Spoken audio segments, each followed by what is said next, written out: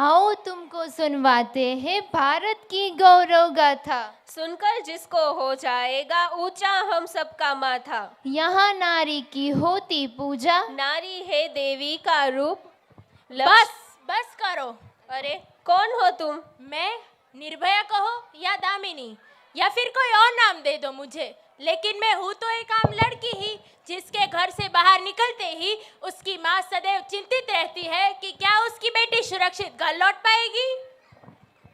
लक्ष्मी, सरस्वती, दुर्गा और काली, इन सब रूपों में पूजते हो ना नारी को, लेकिन इस संसार को जन्म देने वाली नारी कभी कभी जन्म लेते ही मार दी जाती है। दादी दादी पापा आ गए। चल हट कलमुई, इस बार तो पोता ही होगा।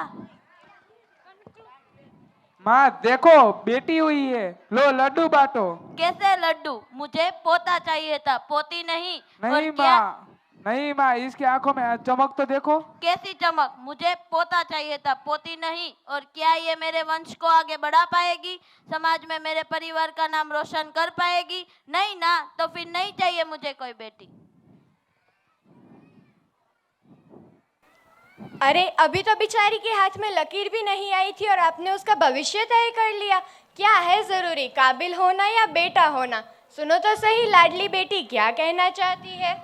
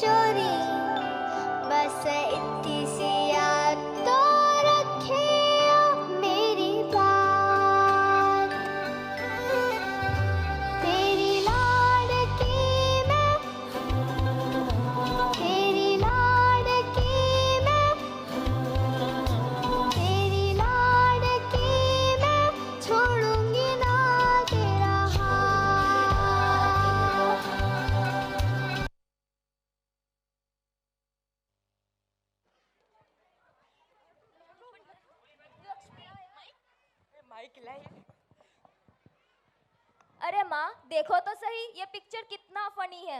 इसमें क्या फनी है?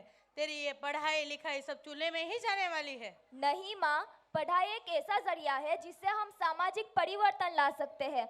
हम घर चलाने के साथ साथ काबिल भी बनेंगे और कामयाब भी होंगे।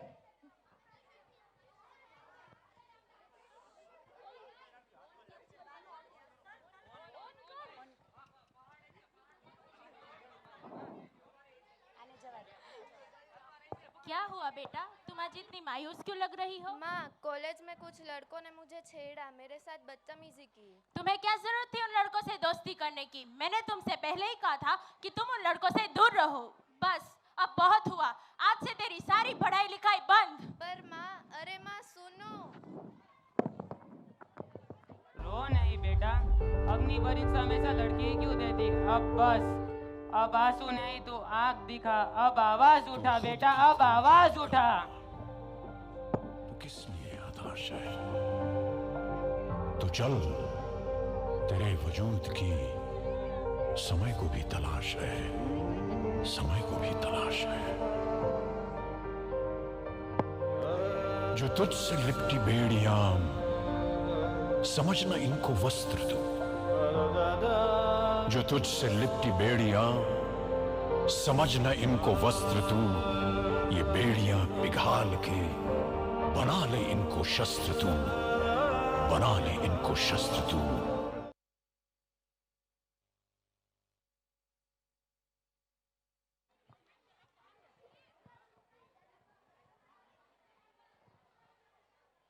बहू, हमने दहेज में गाड़ी भी मांगी थी।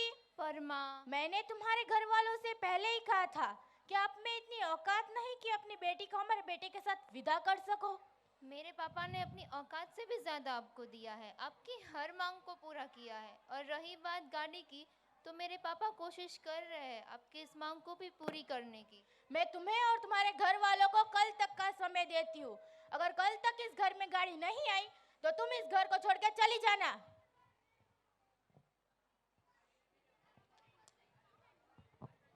दहेज क्या है ये उस बाप से पूछो जिसकी जमीन भी गई और बेटी भी। दहेज लेकर अपने आप को बड़ा बताते हो, तुम्हें पता नहीं तुम अपना घर जलाते हो। आखिर कब तक समाज में ये अंधी रीत चलाई जाएगी? आखिर कब तक नारी यूं एक या दूसरे कारण हमेशा बलि चढ़ाई जाएगी? कभी कभी अगर पढ़ी लिखी लड़की कुछ हासिल कर ले या फिर अपने माँ बाप के लिए कुछ बड़ा कर ले तो इन सब बातों का श्रेय भी हम लड़के को देते हैं और कहते हैं कि भैया भगवान ने हमें बेटी नहीं बेटा दिया है बेटा। अरे भाई, हर एक बात का श्रेय लड़के को ही क्यों? अगर बेटी अपने मायके में होती है तो उसे ऐसा कहते हैं कि तू तो पराया धन है। अगर अपने ससुराल जाएगी तो ऐसा कहेंगे कि तू तो पराये घर से आई है। रहस्य यही बना रहा है कि एक बेटी का असली घर कौन सा है।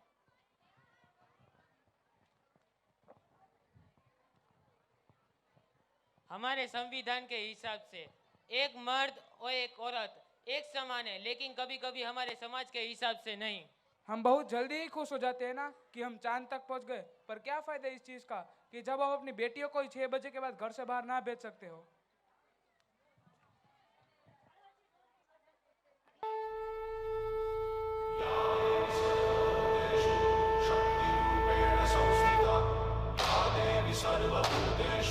शांति रूपेण संस्थिता।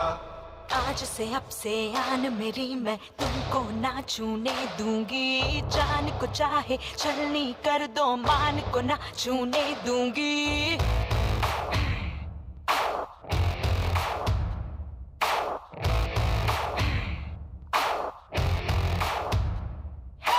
आज से अब से आन मेरी मैं तुमको ना छूने दूंगी। जान को चाहे छलनी कर दो, मान को ना छूने दूंगी। छू के देखो दिल मेरा, तुम्हें दिल में अपने भर लूंगी। पर छेड़ के देखो तुम मुझको, मैं तुमको नहीं छोड़ूंगी। मैं तुमको नहीं छोड़ूंगी।